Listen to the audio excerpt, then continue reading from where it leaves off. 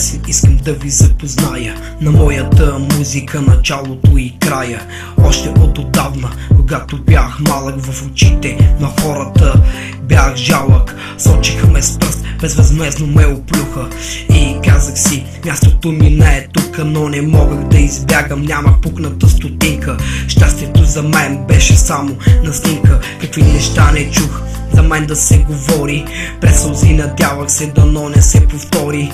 Даже ми е трудно да опиша как се чувствах. Бавно ден след ден психически рухвах. Давах си надежда, макар да бе мираж, макар приятелите да ми даваха кураж.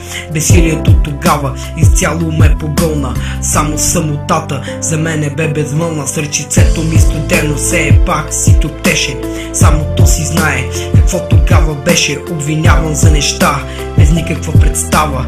Всеки ден си казвах, Божичко, какво става?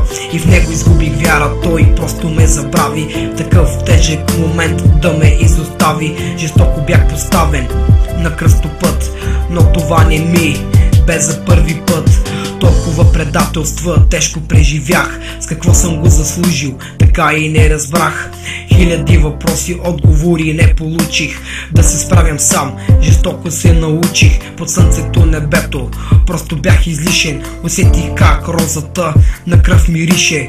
Бях готов дявола в очите да погледна, за да залича в мен болката неземна. Един слънчев ден реших да се излея. Реших с чувствата си в песни да изпея.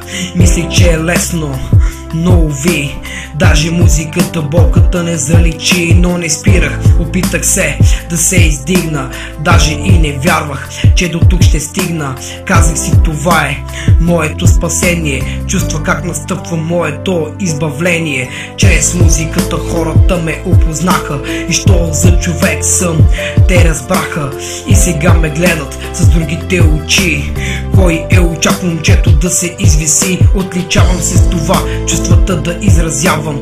Даже да съм смешен, на мен срам да си признавам. Сега е по-различно от отминалото време, когато казваше, че за мен не ти дреме. Всички вие чухте моите произведения, дълбоко у душата съкровени вдъхновения. Не искам и не търся оценка и пари. Стига ми, че чухте моите молби. Макар времето 2 години да е кратко, чувствах се жив, почувствай се и ти, бе братко. Не пропускай никога мнението си да изкажеш. Не дай да те е страх чувствата да си разкажеш. Това бе от мен за тия 2 години.